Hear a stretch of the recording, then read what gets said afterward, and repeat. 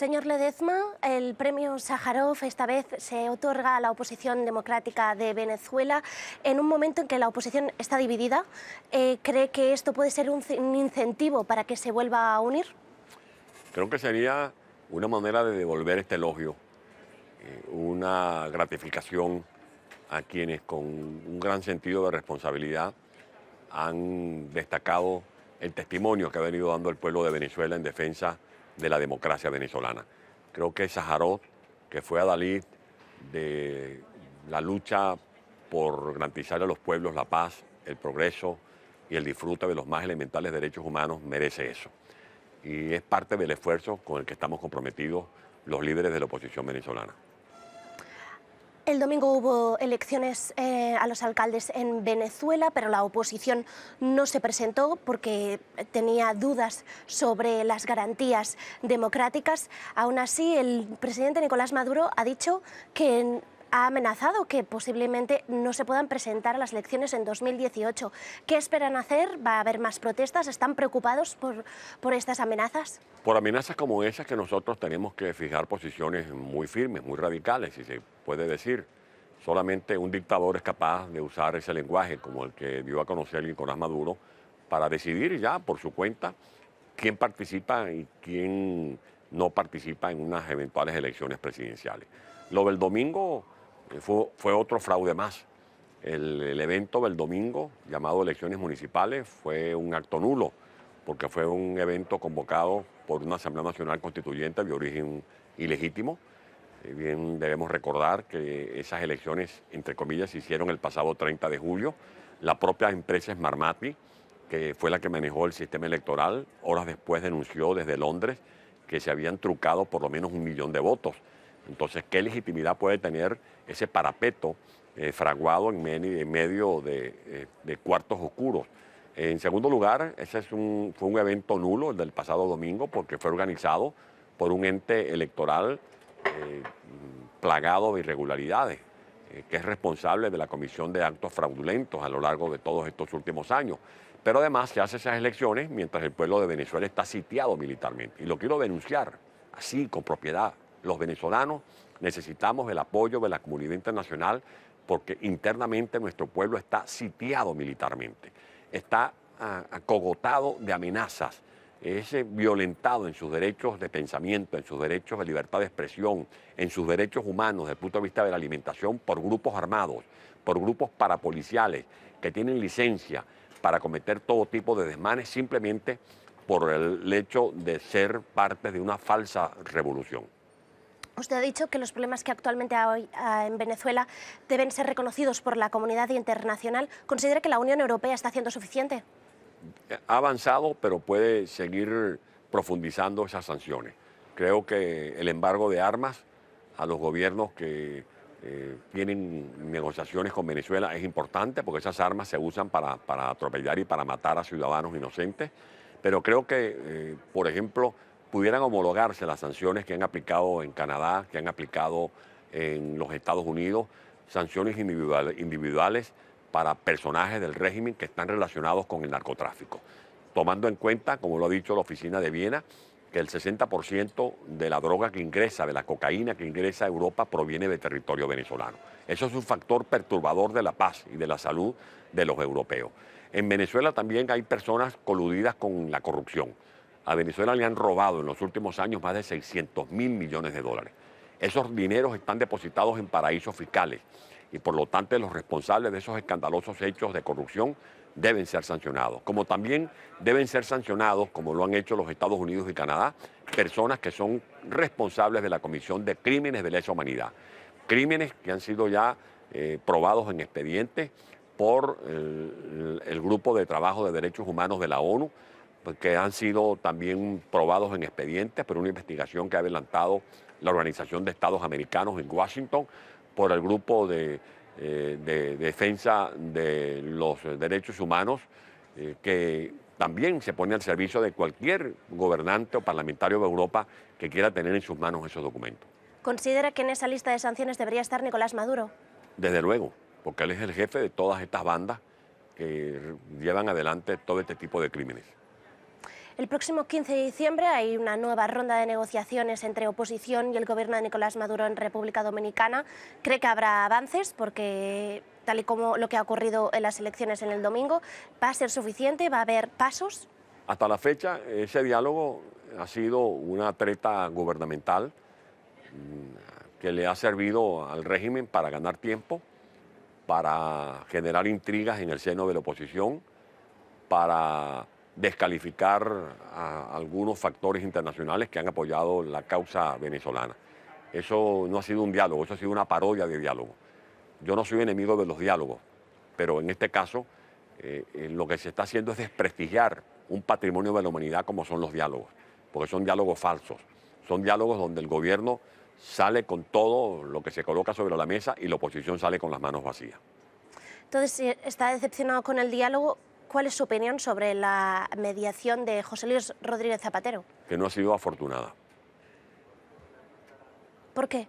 Porque se le ha visto terciar a favor del gobierno, lamentablemente. Y más que un mediador, ha sido un facilitador del que se ha aprovechado el régimen. Pero ¿considera que su papel entonces, si no es el adecuado, usted pediría, por ejemplo, o la oposición pediría otro mediador? Creo que es hora de que o haya una compensación, si hay un mediador que favorece al gobierno, como el caso del señor Zapatero, que haya un mediador que por lo menos haga valer los derechos de quienes estamos en la oposición. Digo esto con mucha pena.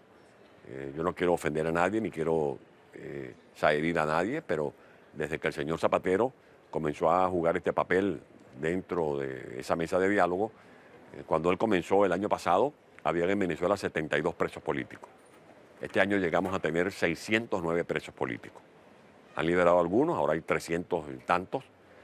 Cuando llegó el señor Zapatero, estábamos promoviendo el referéndum revocatorio, nos quitaron el referéndum revocatorio, prometieron abrir un canal humanitario, no han abierto el canal humanitario, hay gente que muere hoy de hambre, que muere hoy porque no hay medicina. Cuando llegó el señor Zapatero, la gente tenía el derecho a manifestar, el gobierno asesinó este año a 130 personas. Dígame usted si eso no merece una recriminación del mundo. En Túnez murió un ciudadano que se quemó y ese tunecino provocó la primavera árabe, una sola víctima. En Venezuela han muerto miles de personas. Estamos hablando de más de 350.000 seres humanos que mueren a manos de Lampa, que mueren asesinados en un atraco, que mueren en un hospital porque no hay medicamentos, que mueren tendidos en una cama porque tienen síntomas severos de desnutrición, porque no consumen calorías, no consumen proteínas. En un país inmensamente rico la gente muere de hambre. Y cuando nosotros proponemos salidas pacíficas, se nos cierran las puertas, se nos cierran los caminos, y en eso tienen una responsabilidad los llamados mediadores, que no han logrado que el régimen acceda a resolver pacíficamente y por los caminos constitucionales la crisis que estamos padeciendo todos los venezolanos. A finales de noviembre llegó a España, aún no ha decidido si va a pedir exilio en España. Ahora mismo, ¿cuál es su papel? ¿Qué hacer desde aquí, desde Europa?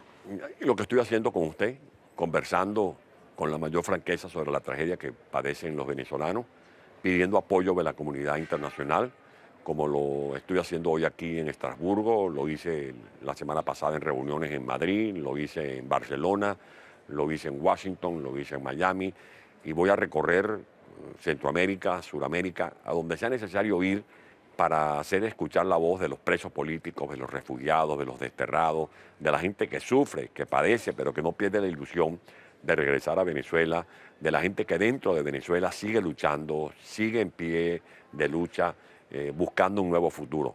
Un futuro donde titilan las ilusiones que no vamos a perder, porque en medio de las dificultades hay razones para tener esperanza. Venezuela es un gran país, con un gran potencial económico, con riquezas naturales, con un talento humano extraordinario, y estoy seguro que dándole a Venezuela un gobierno que respete el Estado de Derecho, que cumpla la Constitución Nacional, que restablezca la gobernabilidad, que defina líneas estratégicas en algunas variables económicas, sociales y políticas, vamos a demostrar que Venezuela es un país viable y que lo vamos a relanzar económica y socialmente para que sea un ejemplo de convivencia, de paz y de progreso para todo el mundo. Eso será muy pronto, Dios mediante. ¿Estudia pedir asilo en España? Estamos discutiendo el estatus que voy a tener en España. Finalmente, usted está hablando que cree que hay posibilidades de que mejore la economía en Venezuela si ustedes llegan a liderar. En 2018 hay presidenciales, pero hay un peligro real de que el único partido sea el de Nicolás Maduro. ¿Cree que hay posibilidades de presentarse a las elecciones de 2018? Bueno, eso sería la confirmación de la narcodictadura, porque si no podríamos hablar de unas elecciones, estaríamos hablando de otro fraude que tendría que ser impugnado por la comunidad internacional. Esto no es un problema propio de los venezolanos, porque estamos hablando de un país con muchos recursos minerales. Estamos hablando de un país ubicado geográficamente en un punto de mucho valor estratégico. Estamos hablando de un país que tiene una influencia significativa en el hemisferio. Por lo tanto, no se trata de un simple cambio de gobierno o de la ratificación de un gobierno en democracia. Estamos hablando de una narcotiranía. Estamos hablando de un gobierno cuyos cabecillas están actualmente siendo enjuiciados en muchas partes del mundo por tráfico de drogas, por relaciones con el terrorismo internacional, por estar involucrados en violaciones de crímenes de lesa humanidad, la comisión de asesinatos. Bueno, eso es algo que no puede quedar como un hecho inadvertido para la comunidad internacional. Si se convocan elecciones, tal cual como lo ha dicho Maduro, eso sería un asalto a un país. Eso sería el secuestro de un país. Venezuela está secuestrada actualmente por una narcotiranía.